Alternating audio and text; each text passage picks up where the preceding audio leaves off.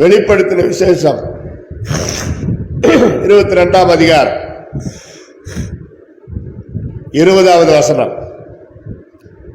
இவைகளை சாட்சியாக அறிவிக்கிறவர் மெய்யாகவே நான் சீக்கிரமாய் வருகிறேன் என்கிறார்.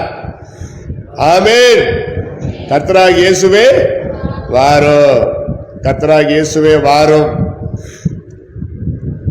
பொதுவாக பரிசுத்த வேதத்துல ஒரு நம்பர், ஒரு எண் கொடுக்கப்பட்ட இடத்துல ஒரு வசனம் தான் வரும், ஒரு வார்த்தை. பைபிள் நம்ம ஏன் இன்ட்ரெஸ்டா படிக்கிறோம் தெரியுமா? நம்பர் போட்டிருக்கு பாருங்க, அதிகார வாரியாக, புத்தக வாரியாக. முதல் பெரும் பிரிவு 2 இல்லையா? பழைய ஏற்பாடு, புதிய ஏற்பாடு. அதுல ஒவ்வொரு புஸ்தகத்திலையும் 1ஆம் அதிகாரம், 2ஆம் அதிகாரம் அப்படி. அதுல ஒரு வார்த்தைக்கும் எண்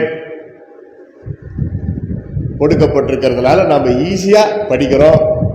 பிரசங்கியாரங்களும் ஈஸியா அந்த வார்த்தையை சொல்லி பிரசங்கிக்கிறார்கள். அப்படி பார்க்கும் பொழுது இந்த வசனத்துல மட்டும் இப்படி வர்றது ரொம்ப ரேர்னா அபூர்வம்.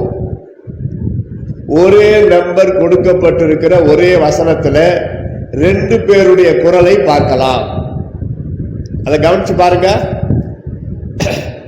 இவைகளை சாட்சியாக அறிவிக்கிறவர் மெய்யாகவே நான் சீக்கிரமாய் வருகிறேன் என்கிறார். அதுக்கப்புறம் அடுத்த வசனம் இல்ல, அதே வசனத்துல இன்னொரு குரல், ஆமென், கர்த்தராகிய இயேசுவே வாரும். 2 பேருடைய குரல் ஒரே வசனத்துல முதல் குரல் இயேசுவின் குரல், மெய்யாகவே நான் சீக்கிரமாய் வருகிறேன். அது இயேசுவின் வார்த்தை. அதே வசனத்துல அதுக்கு பதில் கொடுக்கிறாரு இந்த புத்தக ஆசிரியர் யோவான் சுவிசேஷகர். ஆமென், கர்த்தராகிய இயேசுவே வாரும். அது என்னை தொட்டது, என் இதயத்தை கவர்ந்தது. சரி, இயேசு கிறிஸ்து வருகையை பற்றி பரிசுத்த வேதத்தில் 25 வசனத்திற்கு ஒரு வசனம் வீதம் சராசரிப்படுத்தப்பட்டு இருக்கிறது.